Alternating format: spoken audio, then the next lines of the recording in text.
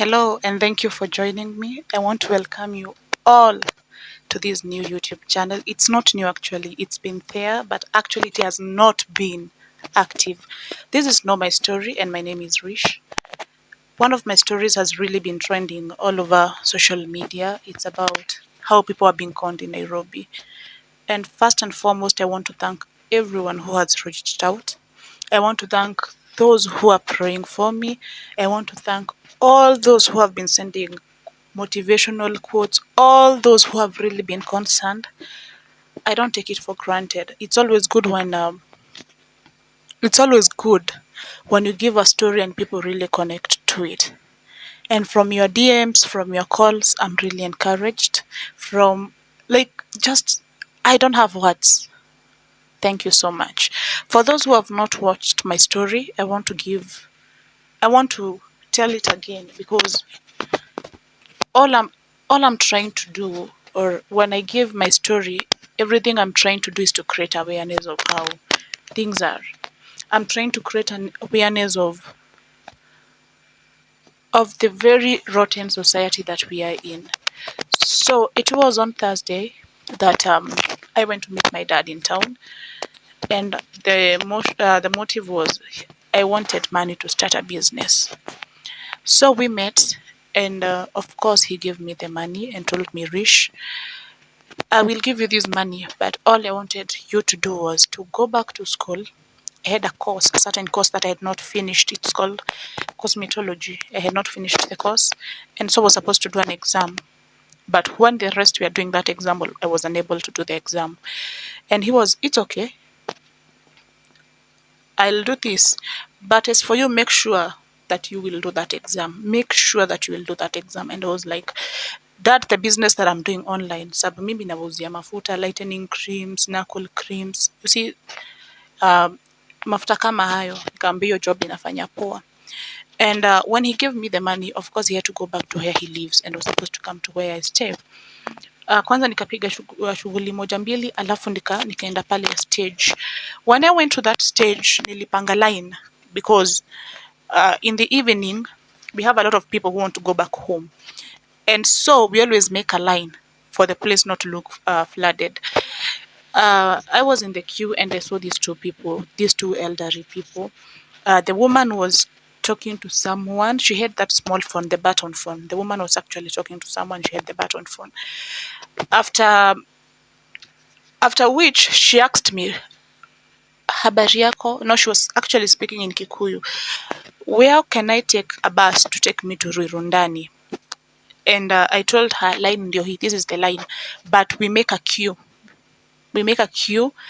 But when I was telling her that a bus came and so we still had to continue moving, I told them to come in front of me. And from there, I cannot give the story of what happened because some hours later, that is when I got my conscience back. I found myself in Kitengela stage. Huko chini, huko railways, huko. That is where I got myself. I found myself. I was just seated somewhere down, and I had to ask someone to direct me where I can go back to archives. I think archives is one of the marks. If you left me in archives, I'll take myself anywhere in Nairobi. And when I went, I did not have anything. I did not have my bag. I did not have my pullover. I did not have my laptop. I did not have my phone. I did not have the money. I went and talked to someone for your state. By that time, there were not a lot of people because it was a bit late. So of course, I went directly and took the bus, and I actually stayed where the driver was, and I was dropped close to where I live, and from there I just had to take a motorbike home. And when I took the motorbike, I just came directly home. But now there was another problem because my keys were in the bag, so I had to, I don't even have the right words to say it. Nilikuwa nafaa kuvunja nyumba, nilikuwa nafaa kuvunja hiyo kufuri. But unfortunately, that's a very strong padlock because it cannot. So the only way we had out was to bring the welding people to cut it. And we stayed for some minutes without getting one until we got one who was from Ruiru and came and actually cut it, and I came to the house. When I came to the house, I would not even sleep. It was so hard. Very, very, very hard. I just sat down the whole night. If you can go back to my TikTok video, you will understand, because even when you look at my eyes, I was so red, very red. I sat down, stayed till morning. I just called one person, and I told them, you know what? Something happened and I lost everything, but I don't want to tell anyone because I don't know how to, everyone from home, especially home. My biggest worry was home, because my dad had to sell some things at home to bring me that money. He had to sell some pigs at home to bring me that money. And the person told me, Rich, the best thing to do, first go to hospital, which I did. I went to the hospital, and the doctor told me that is something you actually sniffed, and that is why. And I was like, it's fine.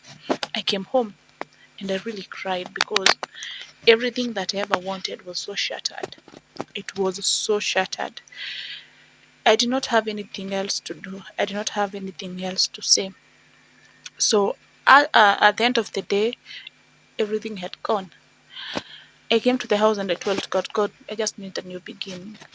I just need something new. When I was just seated, I had recorded that video with another phone. A woman, I just go to TikTok and see that the video has really run, because I was not having a lot of likes back then. I think the most I would have was 20, but now I'm hitting 200, and I'm seeing some of the DMs coming in. And this woman tells me, Rish, I think I've also gone through the same problem, and all I want to tell you is this: just don't give up. She told me her case is very different, and actually even right now there are some things that I can still take in. Like when she told me about how she was just passing and she saw these people who says, nails, do you want your nails to be you want your nails so her, and she decided to tell them no, and then they came and told her, Mama, we can actually draw your eyebrows. And the woman decided, okay, it's fine. And from there, she cannot give an explanation of what happened after, because she found herself in a room. The room was not even paid, so she's still the one who had to ask for a phone to to pay for the room, and then she went home. So it's something that is really happening to people. Some people may think that this is clout. Some people may think that we are doing this for fame, but I stood to just talk. I never thought that it would blow so much, because I've seen these stories. I've seen some people saying of how they were stolen, but I always thought this is just a joke. But no, it hit me harder because it has happened to me. After that, she told me, Rish, I will buy you a phone. And I got the phone, and I'm so grateful for the phone. Nashukuru sana. After a while, I saw, after that night, late at night, Otile posted it on his page, and it went north from there. That is when it went viral. That video has a lot of views but does not have a lot of likes. That is when it went viral. When the video went viral, that is when like other people like Nairobi Gossip posted it. But I would see negative comments, but I was still happy because the negative comments were like 2% of all the comments. We had 98% of people who are so positive about it. I have seen a lot of DMs, people telling me what they have gone through in Nairobi. Had a lot of calls of people telling me how wicked, or the pain they went through. And probably I may not have anything to say, but I wish I was the last person that went through that pain, because it's traumatizing.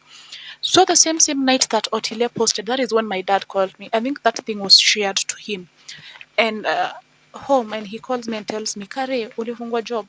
Because the following day I was supposed to go buy MDF. MDF, it's a board that it's sliced and you make shelves with it. Ulifungwa job, uliende MDF. And I hung up. He calls me again and tells me, Kare, I've heard and I've seen. So if it's possible, just come home now. Just go to mom now. And I was like, I just want to sleep. And he told me, tomorrow morning, I will send you fare to come home. And the best thing about the whole thing was, he told me, Rish, zinapoteleleanga kwingi. So don't overwork yourself. Just lock your house and go. That's the very much, that is like the very much that man loves me. I don't know what to say about him, because it hit me different that day. I was expecting them to be very mad, because I would not also be so happy to, like, I've given my child the first job, it did not work out. No, this is the second one, and unfortunately, still not working out. Even before she started the job, the money was nowhere. The money had been stolen. And so that is when I started getting messages like, do you want an interview? I DM'd someone and I told them of the story. They asked me whether they would still want an interview, and I decided to do one. And then from there, the thing went viral. I was not doing this for the name. That was not even my intention. I was not doing this because I'm a musician. I just did this because I felt like I needed to talk. And not because I would not talk to one person. I just decided to talk to my phone. And I recorded and posted that video. Everyone who has been concerned, everyone who has been touched by the story, nashukuru sana. All of those who have promised to talk to me, all of those who have been reaching out, Mombasa, Kisumu, the US, everywhere, I really appreciate. Those companies that have been reaching out, Rish, how are you? How are you doing? I'm still thankful. I'm really, really thankful. Haijakuwa rahisi, lakini umeifanya ikuwe nyepesi. Haijakuwa rahisi kabisa, but you people have removed the burden from my heart. So all I'm here to say is that if you have a story and you feel like you want to share it, if you have a story and you feel like probably you do not have a platform to share it, please, please, please, we are here for you. This channel, I have decided, the same way I was given a channel to talk about what I was feeling, how I was feeling, probably how my health was, like, to just talk about me without anyone questioning me or judging me. I will still give that platform to anyone. If you have a story to tell, just DM me. If you have anything to say, if you probably want to motivate people, mine will not be a blog. Let me start from there. Mine will not be a blog. I'm here to give real experiences. If you have done something and you've been successful out of it, please help the rest. If you have a painful story, probably you would want to share so that no one else will go through the same thing that you went through, like mine. Please, please contact me. If you have something, anything, a painful, a successful, any story you want to give, please contact me. This is why I'm saying this is not my story. People are not supposed to, there is this thing people are saying, oh, this is cloud. Let people not do it. It's your own story. So bring it. We want to know your story. That is why I've called this channel Know My Story. God bless you.